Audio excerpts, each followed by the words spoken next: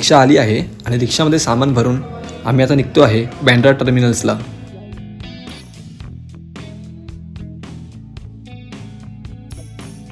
आम्ही पोचलो आहे आता बँड्रा टर्मिनल्सला आणि आमची इकडनं ट्रेन 5:15ची आहे.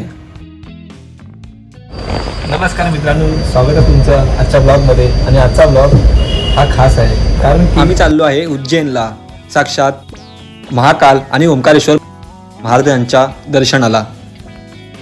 आम्ही Jabalpur express train 3 tyre AC book केली आहे आणि ह्या ट्रेनची कॉस्ट मात्र 1400 रुपये आहे. आम्ही पोचलो आहे उज्जैन जंक्शनला आणि उज्जैन जंक्शनवरनं हॉटेलला जायला आम्हाला आमची ट्रॅव्हलर्सही आली आहे. तर चला तुम्हाला ट्रॅव्हलर्सही दाखवतो. आणि तुम्ही बघू शकता उज्जैनला स्टेशनवर खूप गर्दी आहे. जणू काय ही गर्दी माझ्या साक्षात महाकाल महादेवाच्या भक्तांची आहे. आणि आमची टुरिस्ट ट्रॅव्हलर्स आली आहे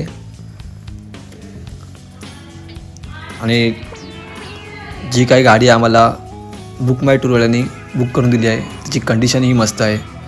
आणि आजची आम्ही इंदोर आणि सर्व काही टूर आम्ही या ट्रॅव्हलर्सनीच करणार आहे.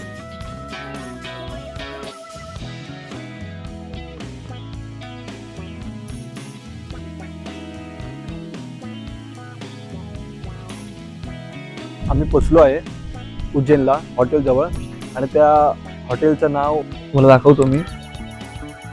तेव्हा मेडिकल सेंटर आहे आणि त्या हॉटेलच्या खाली मेडिकल पण अवेलेबल आहे. आणि तुम्हाला हॉटेलमध्ये जाऊन मी दाखवतो की हॉटेलमध्ये काय कॉस्टला रूम भेटतो आणि काय कॉस्टला आपल्या इथे हॉटेल अवेलेबल आहे. क्या कॉस्ट है अपने होटल की? गुड मॉर्निंग, देवेंद्र सिंह नाम है मेरा. एक्चुअली होटल सेवाश्री में सर बता रहे हैं. तो यहाँ का जो अभी रेट चल रहा है सिंगल रूम का वो 2500 रुपये चल रहा है और फैमिली रूम है हमारे पास 4 बेड, उसका रेट है 3000 रुपये. लोकेशन जो रहने वाली है डीमार्ट के पीछे इंदौर रोड, होटल सेवाश्री के नाम से. तर आम्ही लिफ्टनी चाललो आहे वरती 3ऱ्या फ्लोअरवर. आमचा रूम 3ऱ्या फ्लोअरवर आहे. तर तुम्हाला मी रूम दाखवतो. रूममध्ये आपल्याला TV, ग्रीझर आणि AC ही आपल्याला अवेलेबल आहे आणि रूमची क्वालिटीही मस्त आहे. नाश्ता आला आमचा. माझी मम्मी मॅक्शीवर आहे. मस्त पोळे आहेत. त्या पोळ्यांची टेस्ट माझ्या मम्मीला विचारूया कशी आहे. मी पोळ्यांची टेस्ट कशी होती? एकदम छान. तुला आवडली? हो हो. आम्ही निघालो आहे उज्जैनच्या दर्शनाला सर्व तयार होऊन.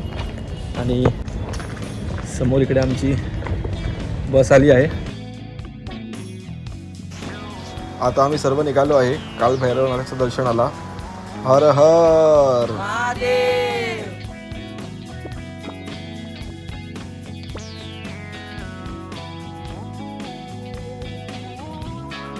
आणि आपण आता शिप्रा नदी पाहत आहे. ही नदी विष्णुदेवाच्या रक्तापासून बनलेली आहे आणि बोलले जाते की 2028 मधील सर्वात मोठा कुंभमेळा या नदीवर होणार आहे. आता आम्ही कालभैरव मंदिराजवळ पोचलो आहे आणि मंदिराच्या जवळच आपल्याला उज्जैनमधील केंद्रीय झेल ही पाहायला भेटते. आणि तुम्ही बघू शकता एवढ्या उन्हामध्ये पण माझी भाची बिन चप्पल दर्शनासाठी चालत आहे.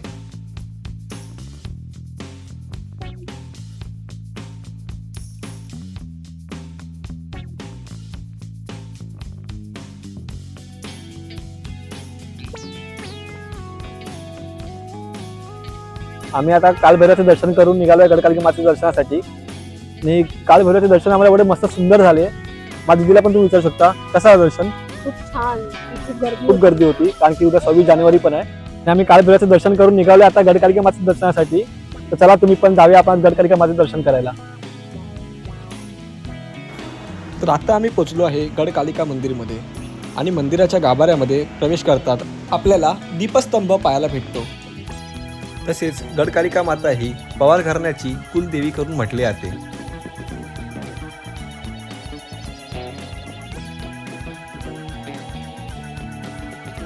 आणि मंदिराच्या गाभाऱ्याच्या बाहेरील साईडला प्राचीन काळामधील खंडित झालेल्या मूर्त्या ही आपल्याला पाहायला भेटतात.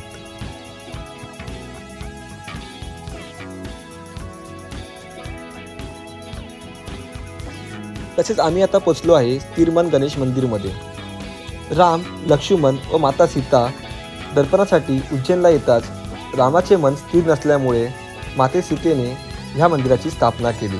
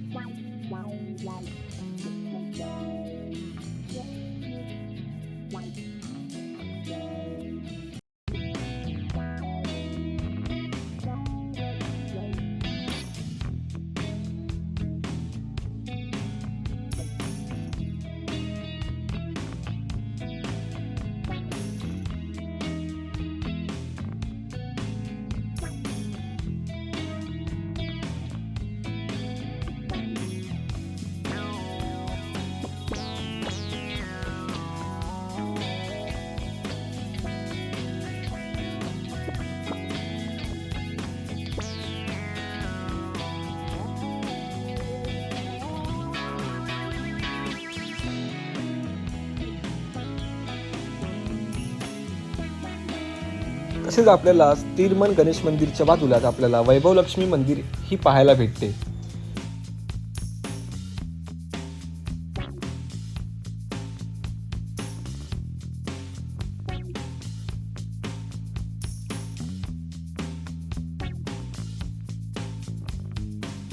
तर आज आम्ही गडकालिके मातेच्या दर्शनाला गेलो आणि जी आमची कुलदेवी आहे म्हणजे 72 पिढ्या तर नंतरला आम्ही आज MP मध्ये आलो दर्शनाला आमच्या कुलदेवीच्या. तिथे कसं वाटलं तुला दर्शन करून? फार पवारांच्या कुलदेवीचे दर्शन करून खूप छान वाटलं आणि खूप चांगला अनुभव होता. तर आता आम्ही इकडे जाणार आहे महाकालला.